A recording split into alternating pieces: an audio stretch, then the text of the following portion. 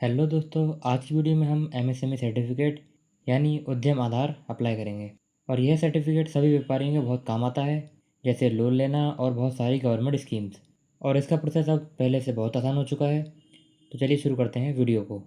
Google Chrome पर आप search करेंगे एमएसएमई रजिस्ट्रेशन। उसके बाद आप क्लिक करेंगे फर्स्ट वेबसाइट पर, और इस वेबसाइट का लिंक मैं वीडियो के डिस्क्रिप्शन बॉक्स में दे दूँगा। उसके बाद आपके सामने कुछ ऐसा इंटरफेस शो होगा। आप क्लिक करेंगे उद्यम रजिस्ट्रेशन पर। उसके बाद आप यहाँ सबसे पहले आपका आधार कार्ड नंबर डालेंगे। उसके बाद आप यहाँ आपका नाम डालेंगे। उसके बाद आप यहाँ वैलिडेट एंड जनरेट ओटीपी पर क्लिक करेंगे। उसके बाद आपके आधार रजिस्टर्ड मोबाइल नंबर पर एक ओटीपी सेंड किया जाएगा। अब उस ओटीपी को यहाँ फिल करेंगे। उसके बाद आप यहाँ वैलिडेट पर क्लिक करेंगे। उसके बाद आपके सामने कुछ ऐसा इंटरफेस शो होगा। सबसे पहले आप यहाँ पर टाइप ऑफ ऑर्गेनाइजेशन सेलेक्ट करेंगे। आप यहाँ सेलेक्ट करेंगे फर्स्ट ऑप्शन। उसके बाद आप यहाँ आपका पैन कार्ड नंबर डालेंगे। उसके बाद आप यहाँ आपका नाम डालेंगे। उसके बाद आप यहाँ आपकी डेट ऑफ बर्थ डालेंगे। उसके बाद आप यहाँ कंसर्न पर क्लिक करेंगे। उसके बाद आप यहाँ पैन वैलिडेट पर क्लिक करेंगे। हमारी पैन कार्ड डिटेल्स वैलिडेट हो चुकी हैं। आप यहाँ कंटिन्यू पर क्लिक करेंगे। उसके बाद आपके सामने कुछ ऐसा इंटरफेस शो होगा। अगर आपने लास्ट ईयर आईटीआर फिल किया है तो आप यहाँ पे यस पर क्लिक करेंगे, वरना आप नो पर रहने देंगे। उसके बाद अगर आपके पास जीएसटी नंबर है तो आप यहाँ यस करके आपका जीएसटी नंबर डालेंगे, वरना आप नो पर क्लिक करेंगे। उसके बाद आप इसे स्क्रॉल करेंगे। उसके बाद आपके सामने कुछ ऐसा इंटरफेस होगा। सबसे पहले आपको यहाँ पर WDB डालना होगा। अगर आपने लास्ट ईयर आईटीआर फिल किया है तो आपने आईटीआर में जो अमाउंट डाला है आप उस अमाउंट को यहाँ फिल करेंगे। अगर आपने लास्ट ईयर आईटीआर फिल नहीं किया है तो आप यहाँ ज़ीरो भी डाल सकते हैं। उसके बाद आपको यहाँ पर डालना है आपने pollution control and research and development में कितना खर्चा किया है। अगर आपने कोई अमाउंट अभी तक खर्च नहीं किया है तो आप यहाँ ज़ीरो डालेंगे। उसके बाद आप यहाँ पर आपका टोटल टर्नओवर डालेंगे। हम डालते हैं 1 लाख। उसके बाद आप यहाँ कंटिन्यू पर क्लिक करेंगे। उसके बाद आपके सामने कुछ ऐसा इंटरफेस होगा। सबसे पहले आप यहाँ आपके बिजनेस का नाम डालेंगे। उसके बाद आप यहाँ आपका मोबाइल नंबर डालेंगे। उसके बाद आप यहाँ आपकी जीमेल आईडी डालेंगे। जीमेल आईडी डालने के बाद आप यहाँ आपकी कैटेगरी सेलेक्ट करेंगे। उसके बाद आप यहाँ आपका जेंडर सेलेक्ट करेंगे। उसके बाद अगर कोई पर्सन डिसेबल है तो आप यहाँ पर डिसेबिलिटी सेलेक्ट करेंगे। हम सेलेक्ट करेंगे नो। उसके बाद आप इसे स्क्रॉल करेंगे।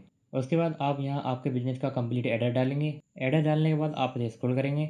उसके बाद आप यहाँ आपके बिजनेस का नाम दोबारा से डालेंगे। उसके बाद आप यहाँ ऐड यूनिट पर क्लिक करेंगे। उसके बाद आप यहाँ यूनिट सेलेक्ट करेंगे। आपने जो आपके बिजनेस का नाम डाला था यहाँ पर वही सिलेक्ट होगा।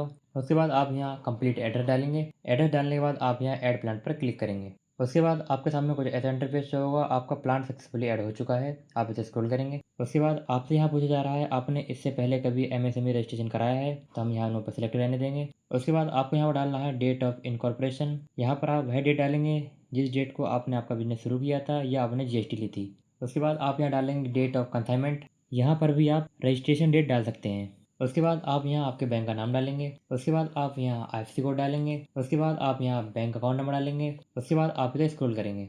उसके बाद आप यहाँ सेलेक्ट करेंगे आप मैन्युफैक्चर हैं या सर्विस प्रोवाइड करते हैं। हम क्लिक करेंगे सर्विसेज पर। उसके बाद हमें सेलेक्ट करना है NIC code. NIC code select करने में बहुत सारी परेशानियाँ आती हैं। इसके लिए सबसे आसान होता है मैनुअल डालना। यहाँ पर सबसे पहले आप सेलेक्ट करेंगे आप क्या प्रोवाइड कराते हैं। हम सेलेक्ट करेंगे सर्विसेज। उसके बाद आपको क्लिक करना है एनआईसी 2 कोड डिजिट पर। उसके बाद आप यहाँ जो भी सर्विस प्रोवाइड कराते हो आप वह सिलेक्ट करेंगे। उसके बाद आप क्लिक करेंगे एनआईसी 4 डिजिट कोड पर। यहाँ पर आप सिलेक्ट करेंगे। उसके बाद आप क्लिक करेंगे एनआईसी 5 डिजिट कोड पर। यहाँ पर आप सिलेक्ट करेंगे। उसके बाद आप यहाँ ऐड एक्टिविटी पर क्लिक करेंगे। उसके बाद आप यहाँ देख सकते हैं हमारा एनआईसी कोड सिलेक्ट हो चुका है। उसके बाद आप ये डालेंगे आपकी बिजनेस में कितने मेल काम करते हैं। हम डालेंगे 1। उसके बाद आप यहाँ डालेंगे आपके बिजनेस में कितनी फीमेल काम करती हैं। हम डालेंगे 1। उसके बाद आपको यहाँ पर अदर का ऑप्शन मिलेगा, आप यहाँ डाल सकते हैं 0। उसके बाद आप इसे स्क्रॉल करेंगे। उसके बाद आपके सामने कुछ ऐसा इंटरफेस शो होगा। यहाँ पर आपको काफ़ी सारी गवर्नमेंट स्कीम देखने को मिलेंगी।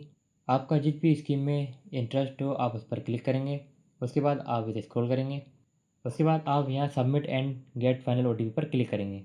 उसके बाद आपके मोबाइल नंबर पर एक ओटीपी सेंड किया जाएगा। आप उस ओटीपी को यहाँ फिल करेंगे। उसके बाद आप यहाँ कैप्चा कोड डालेंगे।